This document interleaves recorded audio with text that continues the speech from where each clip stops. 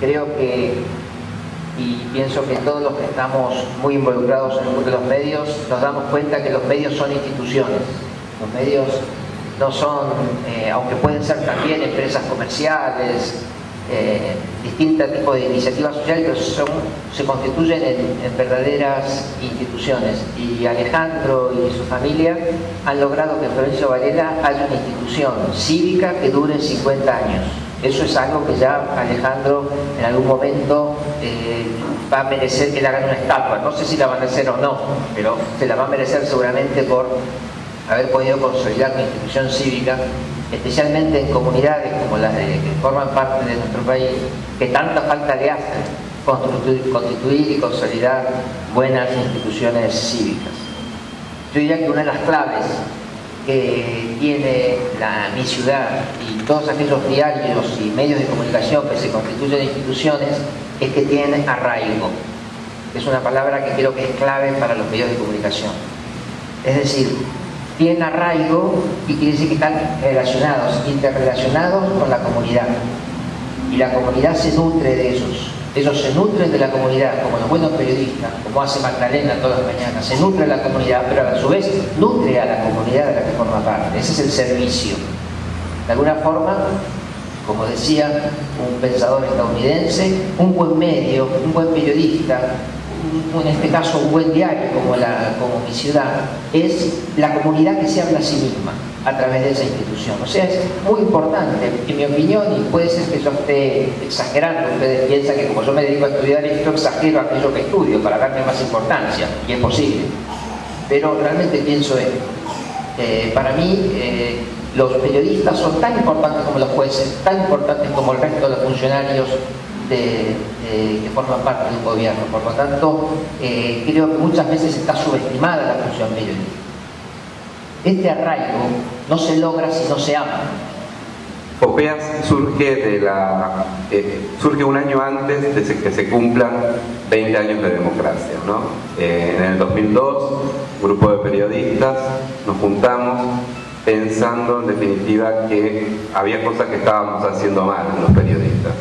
Estábamos cubriendo temas con poca seriedad, poniendo en riesgo incluso la vida de la gente, en el caso de, por ejemplo, el tema de los secuestros extorsivos.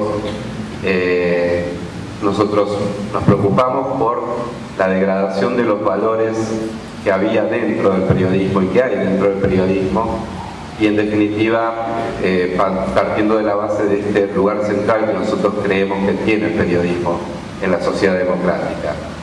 Frente a todo eso es que empezamos a trabajar la posibilidad de tener un código de ética, como finalmente sancionó FOPEA en el 2006, y a trabajar también en mejorar los parámetros de calidad del periodismo, una organización que fue creciendo también muy a pulmón y que hoy por suerte tiene representación en todo el país y que tiene un monitoreo de libertad de expresión que sirve como un gran paraguas para muchísimos periodistas que viven situaciones realmente dramáticas en la Argentina y que a veces desde la mirada de Buenos Aires pasa desapercibido, ¿no?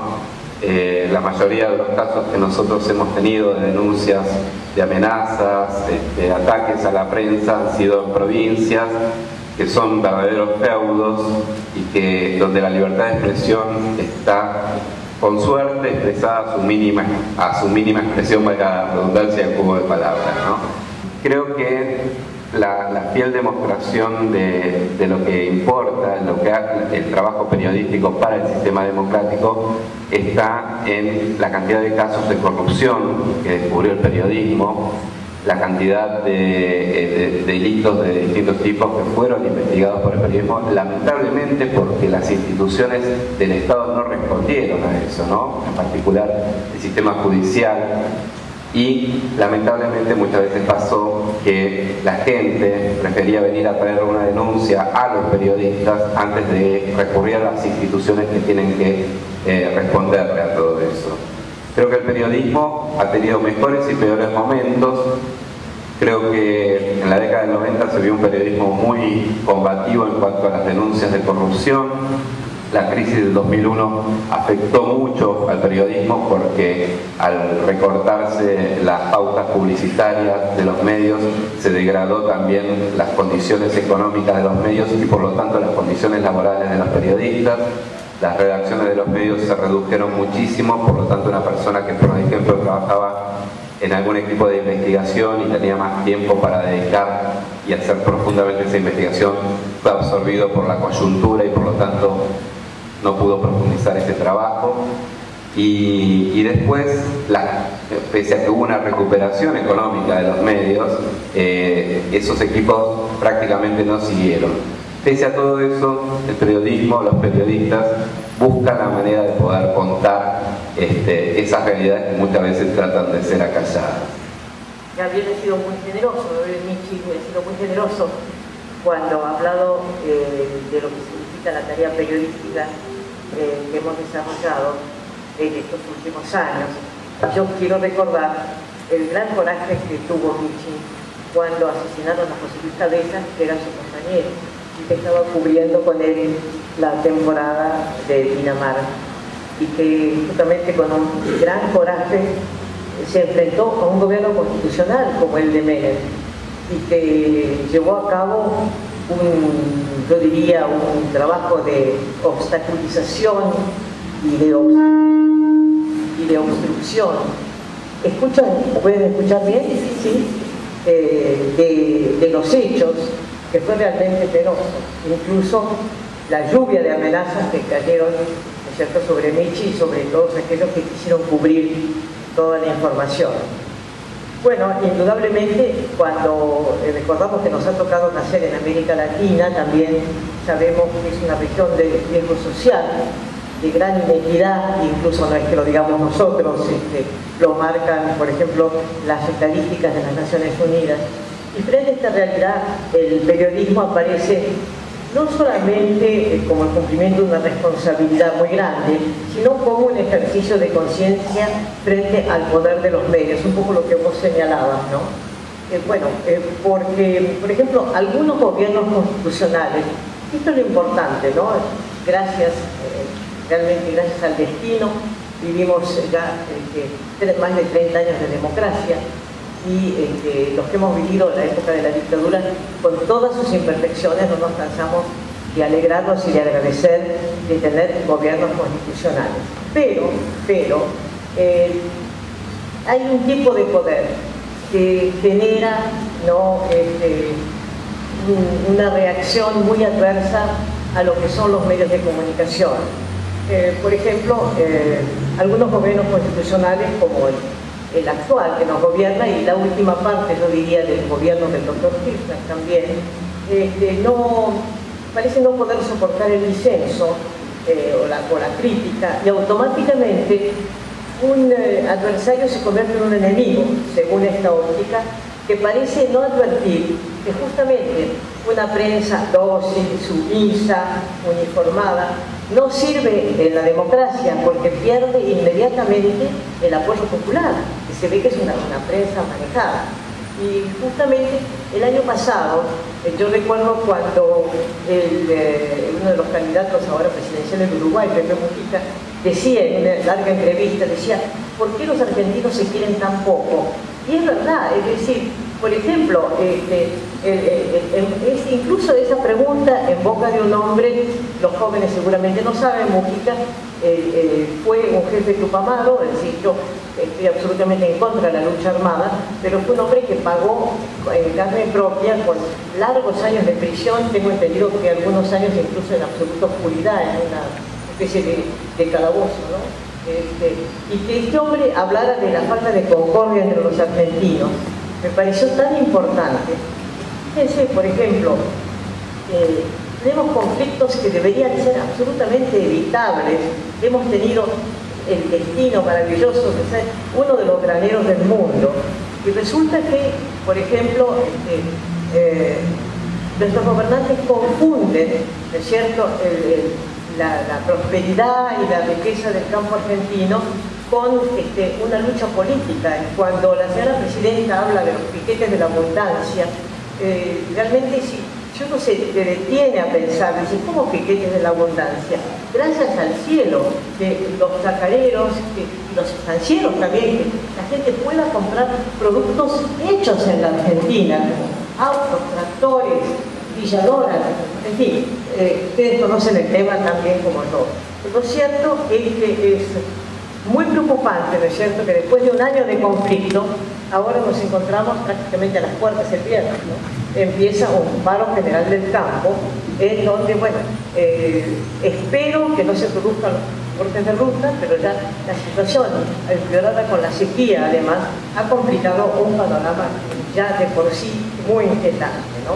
De todas maneras, hay una cosa que no podemos aceptar tampoco los periodistas, es que a veces, en variadas circunstancias, se nos ha dicho desde el poder que el periodismo debe limitarse a relatar los hechos, a reflejar lo que ocurre y no emitir opinión, cuando justamente la fuerza de la democracia, la fuerza de la Constitución, significa que cada ciudadano responsable de sus actos y por supuesto responsable de la justicia, si tiene alguna falta en su conducta, tiene el deber moral de expresar sus convicciones.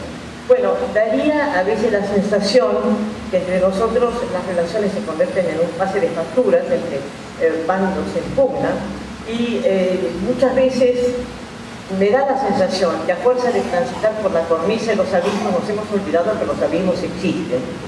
Hay un tema que es muy asustante, que es el de la infancia. Hay alrededor, se calcula en la ciudad de Buenos Aires, más de 1000 chicos que duermen en la calle.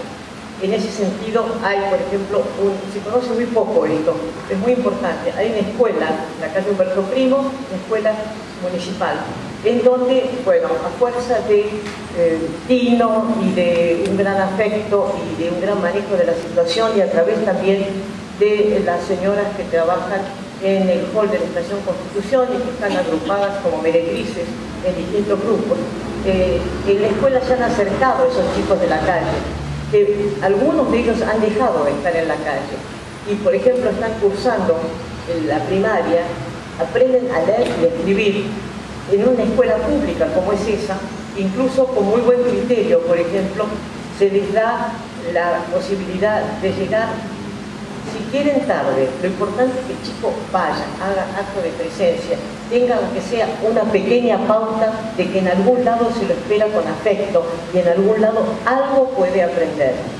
Y esos chicos, algunos de ellos siguen en la calle, otros duermen en los refugios, pero generalmente ninguno, fíjese qué interesante, ninguno falta a clase. Justamente la escuela Arancibia, que ese es el nombre que lleva, tiene más de 120 chicos que todos los días están cursando allí. Y no solamente son varones y mujeres, las mujeres llevan sus bebés también, y muchos en situación de riesgo. Yo creo que este emprendimiento, digamos, docente, que se conoce muy poco, es como un poco de esperanza. A nadie se le escapa que la pobreza, y no es porque, como ha dicho algún funcionario, se ha puesto de moda hablar de la pobreza.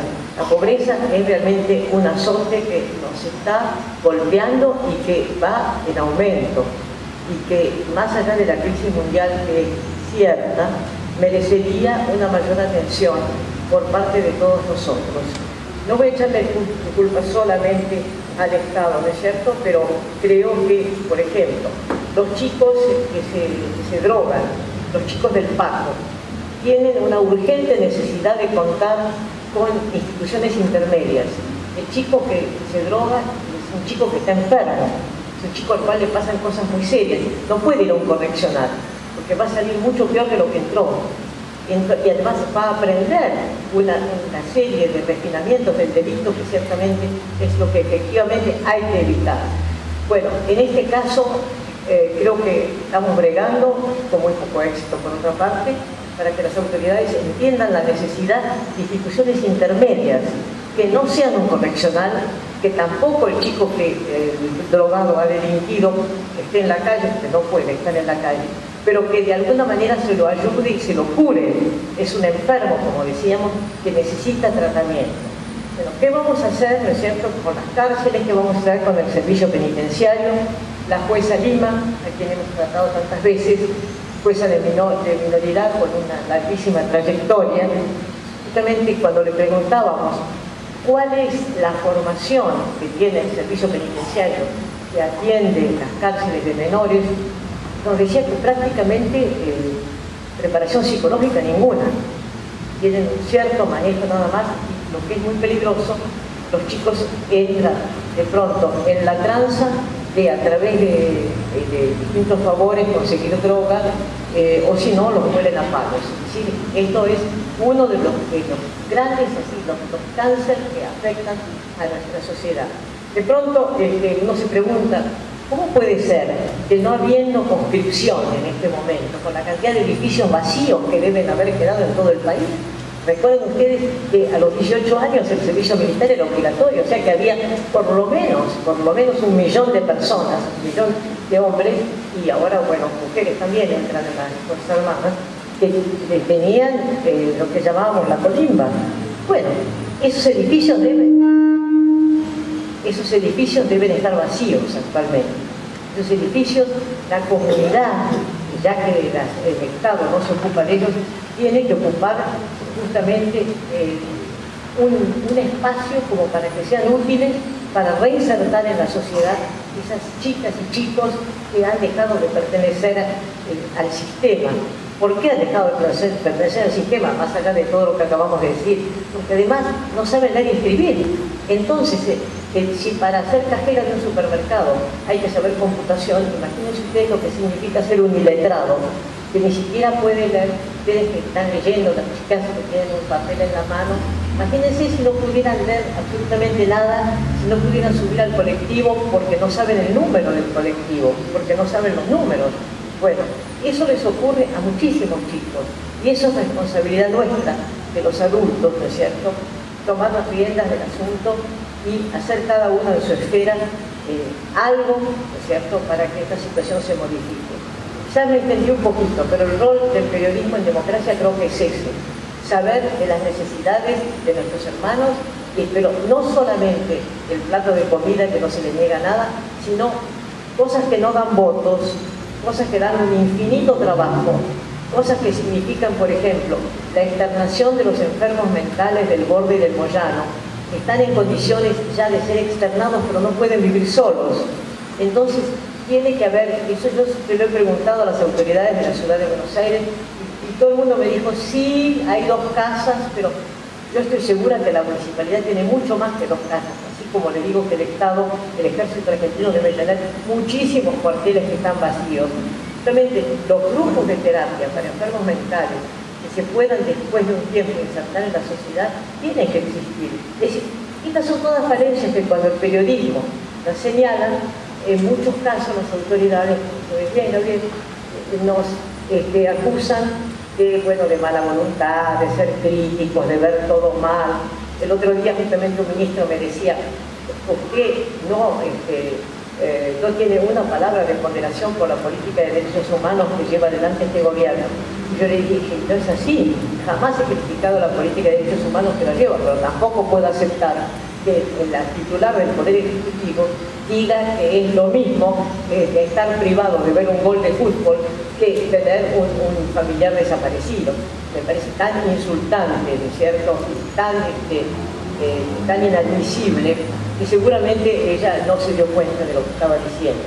Pero estas son las cosas que nos ocurren, estas son las cosas que ocurren en el periodismo durante una democracia constitucional, que por supuesto queremos que termine su mandato y queremos que sea absolutamente serena y segura en su ir y venir. Pero ciertamente no podemos, como periodistas, quedarnos callados, no podemos señalar algunas de las cosas de las cuales hemos hablado esta noche. Bueno, gracias por su paciencia.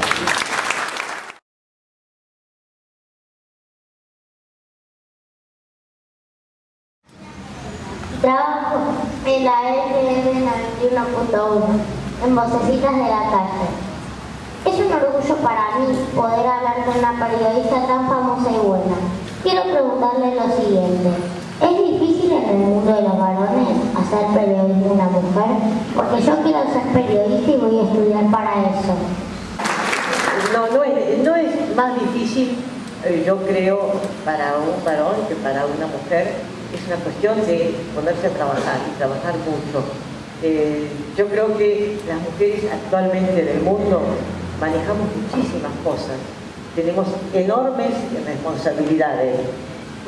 Yo creo que es un poco antiguo pensar que porque somos mujeres somos débiles y no sabemos hacer las cosas. Yo creo que sabemos muy bien y la cuestión es esforzarse y trabajar mucho.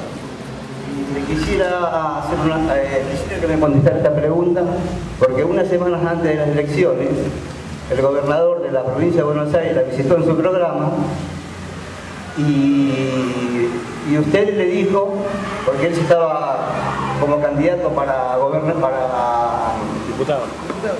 para senador, y usted le dijo por qué iba a dejar la gobernación si estaba haciendo las cosas muy bien.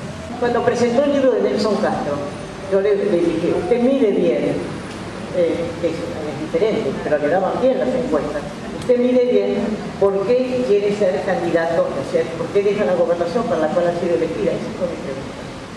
Entonces él dijo que bueno, que en fin, que todavía no estaba decidido. Varias veces dijo que no estaba decidido, creo que sigue estando todavía no decidido. Eventualmente, efectivamente, esa era la palabra, eventualmente. La pregunta es para Magdalena porque se refirió al tema del tabaco, de las drogas. ¿Qué opinión tiene sobre este fallo polémico de la Corte sobre la despenalización? Ese es un temazo. La verdad es que no sé. ¿Vos sabés? No sé. Porque en muchos países, en varios países, no muchos, en varios, han dado bien el tema. Además, acordémonos que es nada más para la marihuana, no es para otras drogas, ¿no? No sé, vos sabés que no sé. No sé. Por un lado, evidentemente, a los comerciantes de drogas es a quienes hay que perseguir, ¿no es cierto? Pero también la posibilidad, viste, en las puertas de los colegios, los tipos que venden drogas, los hemos visto todos. La verdad, no lo sé. Incluso hablé de eso con la doctora Ribay. Ella me explicó lo que había visto en Holanda. Bueno, pero esto no es Holanda. No lo sé. Mi nombre es Florencia Milesi, una de las conductoras de Vocecita de la Calle. Les cuento, señora Magdalena, yo sé una historia hermosa de usted. Dios quiera que sea verdad. Cuando usted era chiquita como yo, su papá era diplomático y viajaba muchísimo. Fue cuando en un palacio usted jugaba con un príncipe chiquito. También, y hoy es el rey de España, Juan Carlos. A mí como me gusta esas historias de príncipes y princesas.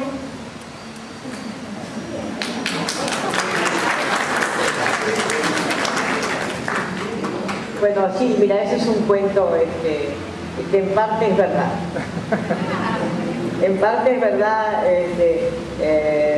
porque, bueno, mi papá representaba a la Argentina y entonces en la plaza donde yo jugaban unos chicos que eran Juan Carlos y sus hermanos.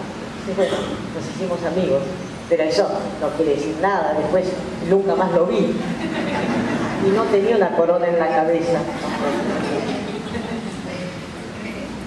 Orgullosamente, buenas tardes. Mi nombre es Fernando Ricardo Cáceres, soy el director periodístico de La Voz del Conurbano y orgullosamente pertenezco al Sindicato de la Prensa de Buenos Aires. Hace unos años, a partir del asesinato cruel y salvaje a Cabeza, supimos tener como lema la peor opinión, que es el silencio. La pregunta es para Magdalena Ruiz Guiñazú, a quien tengo el honor de escuchar todas las mañanas, a las 6 en punto de la mañana. Es más, escucho el programa anterior como para estar a tono con esa hora en que Magdalena prácticamente la hace casi toda completamente solita, haciendo el análisis de los matutinos. Y la otra parte de la pregunta, decía, es para Gabriel Michi. A los dos les pregunto, ¿no deberíamos volver a aquel lema que tuvimos los trabajadores de prensa que dice que la peor opinión es el silencio de cara a esta realidad que hoy tenemos. Los asesinos de cabezas están sueltos y hay un montón de asesinos sueltos que son los vendedores de Paco, los vecinos de los distintos barrios del conurbano los denuncian permanentemente todos los días cuando transitamos. Sí, acá venden. Es decir, saben más los vecinos que entonces no deberíamos volver a este tema. La peor opinión es el silencio. Sí, yo creo que es un tema que tiene total vigencia hoy. El contexto de lo que explicaba Magdalena y que hablábamos antes sobre el momento que vive hoy la Argentina y las tensiones permanentes entre el poder político y también los poderes económicos con la prensa, hacen que obviamente la peor opinión sea el silencio. En el caso del crimen de José Luis, lo que ocurrió fue, se venía generando un clima, yo no sé si ustedes recuerdan, bastante complicado, teniendo en cuenta una seguidilla de amenazas contra periodistas durante todo ese tiempo, agresiones a periodistas, a colegas que habían hecho algunas investigaciones. Bueno, esta muerte siempre en duda de Mario Bonino, militante del gremio de prensa justamente. Y bueno, el desenlace más terrible fue obviamente el crimen de José Luis Cabezas, y lo que puso en evidencia el crimen de José Luis Cabezas es, en definitiva, distintas estructuras del poder, de un poder mafioso encabezado por Alfredo Chabrán, con estrechos vínculos con el poder político de Carlos Menem, con una justicia corrupta, con fuerzas policiales capaces de asesinar por el simple hecho de ejercer el periodismo, con ex miembros de las fuerzas de seguridad y de las fuerzas armadas que habían participado en la represión, reciclados en el ámbito privado ahora a través del emporio Chabrán, y también de los vínculos incluso hasta con la iglesia, ¿no? Porque Chabrán tenía vínculos hasta con la iglesia, con los sindicatos, con muchísimos estamentos del poder. Ahora, el investigar todo este crimen también puso al desnudo una Argentina que estaba ahí y que muchas veces se silenciaba. Y creo que en eso el periodismo hizo mucho, y creo que este es un momento de gran desafío para volver a instalar un lema como ese, porque justamente hay otro tipo de estructuras por ahí que funcionan ahora, pero que justamente con este tema que tanto vuelve, que es el tema de la droga, y hay que investigar seriamente. Argentina, claramente la proliferación del Paco no es una cuestión accidental. Yo tuve la casualidad de hacer la primera nota de la llegada del Paco a la Argentina en el año 2000. Fui a hacer una nota distinta sobre otro tema, sobre madres adolescentes en una escuela de Bajo Flores, y ahí me encontré con la realidad del Paco. Empecé a llamar a las autoridades del Cedronar, nadie tenía idea, no tenían registro de la llegada de esta. En ese momento el Paco tenía que ver, ni siquiera se la llamaba Paco, se le decía simplemente pasta base, ahí en la Villa 1114. Y tenía que ver básicamente con el hambre. ¿Por qué? Porque cerraba el apetito, entre otras cuestiones. Después se dice, ¿cómo se dice? Menos, pero que se perdió el rastro, que si había pasta base es porque acá estaban funcionando laboratorios de droga, cosa que fue negado sistemáticamente por el poder político una y otra vez, lo mismo que por la justicia, por la policía. Bueno, hoy estamos en la evidencia, no solamente de que hay laboratorios que producen drogas que están destruyendo a los pibes, sino también que hay mafias internacionales, carteles internacionales que están operando en la Argentina, porque las fronteras argentinas son un colador, porque el 80% del espacio radioeléctrico argentino no tiene radares, no funcionan los radares, porque la legislación argentina es un desastre en la materia, porque la Argentina permite el lavado de dinero a rajatabla, y creo que un símbolo bastante categórico es que la viuda del máximo narco de la historia mundial, como fue Pablo Escobar Gaviria, haya decidido venir a invertir a la Argentina e instalarse en la Argentina, utilizando sociedades anónimas que eran conformadas de la misma manera que las que usaba Menem para comprar sus propiedades. me parece bastante simbólico. Este es el país que hoy tenemos y el periodismo tiene un rol central en descubrir todo esto y justamente evitar que la peor opinión sea justamente el silencio. Tan es así lo que dice Gabriel, es tan absolutamente cierto, que fíjense, la valija de Antonini Wilson, que no hace ni 2 años me parece, llena de plata, nunca se aclaró el origen, es una flagrante muestra de cómo de alguna manera algo le falló esa noche. Porque cualquiera de nosotros trae una platita, un helecho del Uruguay y te lo paran en la aduana. El señor venía con una valija, ¿cuánto era? $800.000. $800.000, bueno, fíjate vos, una linda suma. Bueno, incluso el tipo, lo que es más grave, salió al día siguiente para el Uruguay. Nadie lo paró. Agregando, en un avión rentado por el Estado, en una empresa del Grupo Yabará.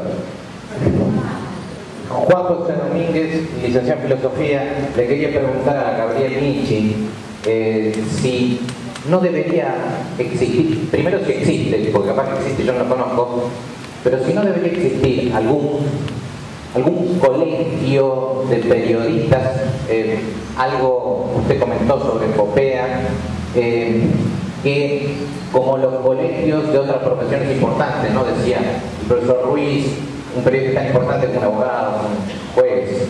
Bueno, hay profesiones que tienen sus colegios y que no sé cuán eficaces son esos colegios, pero supuestamente velan por la calidad del ejercicio de la profesión, ¿no? Yo quería saber su opinión acerca de la posibilidad, quería saber si existe ese organismo y quería saber su opinión acerca de si sería posible mantener la libertad de expresión, pero al mismo tiempo que algún organismo no gubernamental, ¿no? Velara por la calidad del ejercicio de la profesión de periodista.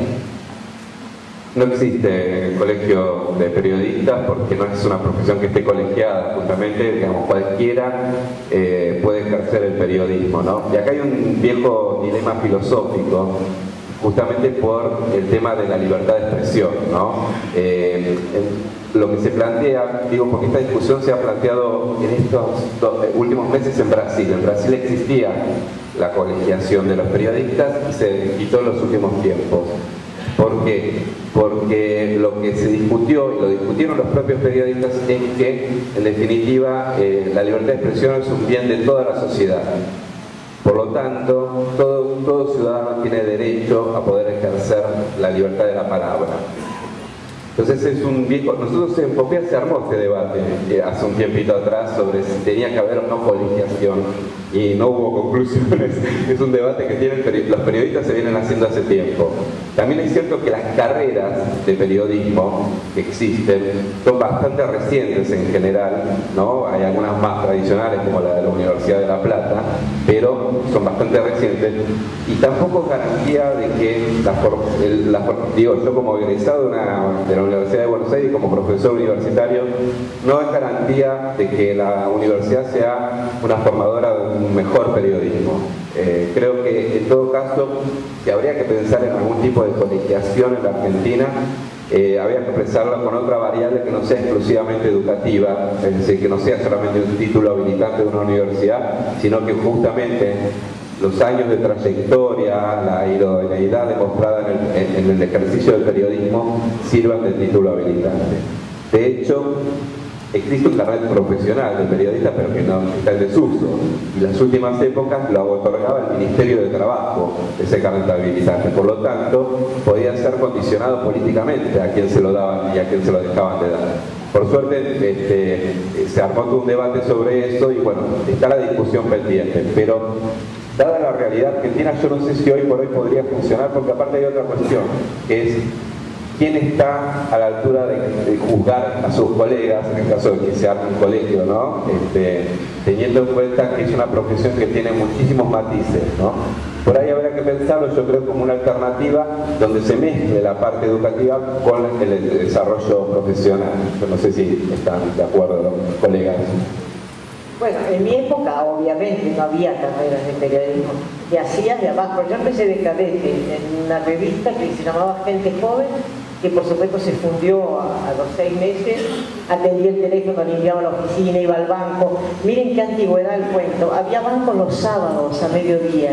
Y yo iba los sábados a depositar la plata que había en la oficina. Y bueno, y todos nos hicimos así. Fíjate que todavía en los diarios hay bastante gente que se formó así de abajo y que bueno, que fue avanzando en la carrera.